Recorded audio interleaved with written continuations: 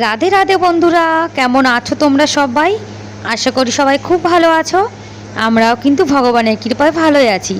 আমার নতুন আরও একটি ব্লগে তোমাদের সবাইকে জানাই অনেক ভালোবাসা, অনেক স্বাগত।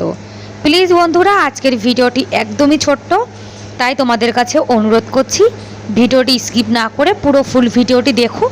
আশা করি তোমাদের আজকের ভিডিওটি ভালো লাগবে। আর ভিডিওটির কোনো অংশ যদি তোমাদের একটু হলেও ভালো লেগে থাকে তাহলে প্লিজ একটা লাইক করে দিও।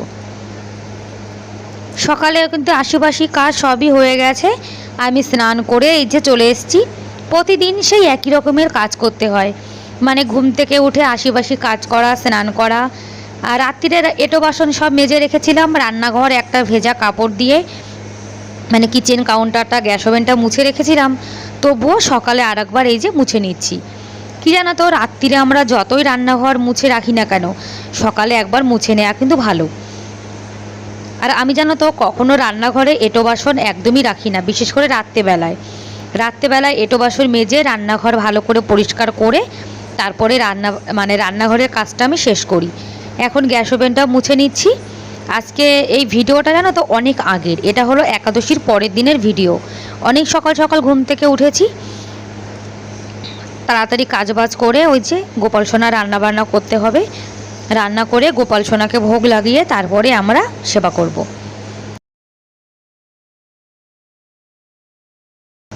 একাদশীর পরের দিন আর একাদশীর আগের দিন আমরা মুগের ডাল খাই, মসুরির ডাল খাই না। সেই জন্য ওই যে মুগের ডালটা সেদ্ধ বসিয়ে দিয়েছি। এদিকে ঘরটাও গুছিয়ে নিয়েছি। একটু কুমড়ো, পটল এগুলো ছিল জানো তো ফ্রিজে, মানে অল্প অল্প ছিল, তাই সব কটা সবজি একসঙ্গে দিয়ে একটা তরকারি বানিয়ে নেব। যখন আমাদের ঘরে অনেক রকমের সবজি থাকে কিন্তু অল্প অল্প করে, তখন একটা মিক্সড সবজি বানিয়ে নিলে দেখবে খেতেও কিন্তু ভালো লাগে। আর ঘরে বড়ি ছিল, সেটা দিয়েই বানিয়ে নেব। রান্নাবান্না সবই নিরামিষ হবে, কেননা আমার তো গোপাল সোনা আছে, সেই জন্য আমাকে সব রান্নাবান্না নিরামিষ করতে হয়। আর বাসনপত্রে যা রান্নাবান্না করি, মানে যে বাসনপত্রে রান্না করি সেগুলো সবই গোপাল সোনার বাসন, সব নিরামিষ। গোপাল সোনার জন্য রান্না করে তুলে রেখে তারপরে আমাদের বাসনে আলাদা করে রেখে দিই।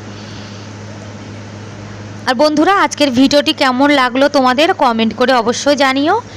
আর ভিডিওর কোনো অংশ যদি তোমাদের একটু হলেও ভালো লেগে থাকে তাহলে প্লিজ এটা লাইক করে দিও। আর আমার চ্যানেলে তোমরা আজকে যারা নতুন আর ভিডিওটি দেখছো, তোমাদের যদি এরকম ডেইলি লাইফস্টাইল ব্লগ দেখতে ভালো লাগে তাহলে কিন্তু তোমরা চাইলে আমার এই চ্যানেলটিকে সাবস্ক্রাইব করে আমার এই ছোট্ট পরিবারের পাশে থেকে যেতে পারো। আর এই কাজটি যারা অলরেডি করে দিয়েছো তাদেরকে অসংখ্য ধন্যবাদ।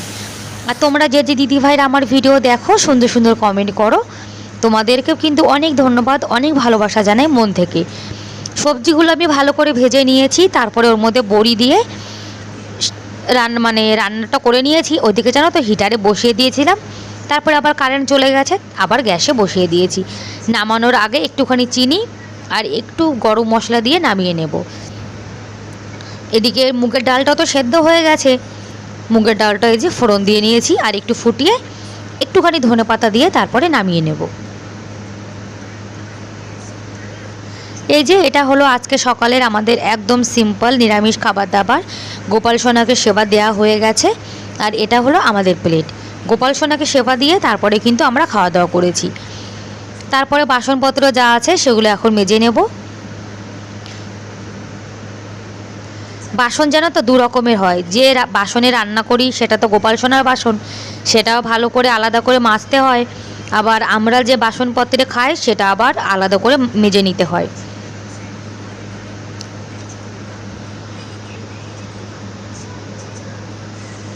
সকাল সকালই রান্না এই জন্য করেছি, কেননা আমার ছেলে তো কালকে একাদশী করেছিল, আর ওর অনেক সকাল সকাল খিদে পেয়ে গেছিলো, সেই জন্য তাড়াতাড়ি রান্না করে ওকে আবার খেতে দিয়েছিলাম। আমি সব সময় বাসন মাজার পরে সিঙ্কটা ভালো করে একটু ভীম জেল দিয়ে পরিষ্কার করে নিই। কী জানো তো, যখন আমরা এখানে বাসন টাসন মাজি তো এবার সাবানের ঝাঁক টাক তো থাকে, একদম নোংরা হয়ে থাকে। আর স্টিলের জিনিস দেখবে তাড়াতাড়ি কিন্তু জং লেগে যায়, দাগ হয়ে যায়, সেই জন্য ভালো করে একটু পরিষ্কার করতে হয় প্রতিদিন পরিষ্কার করলে দেখবে সিঙ্কটা কিন্তু একদম চকচক করে। জানো তো, জামা কাপড় যা আছে অল্প কিছু সেটা নিয়েই উপরে চলে এসেছি।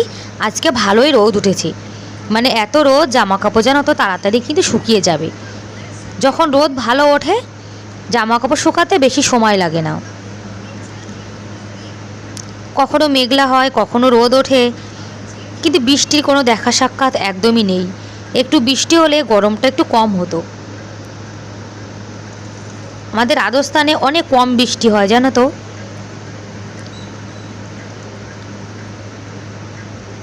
যে জামা কাপড়গুলো দিয়েছি সেগুলোতে একটু ক্লিপ লাগিয়ে দেব।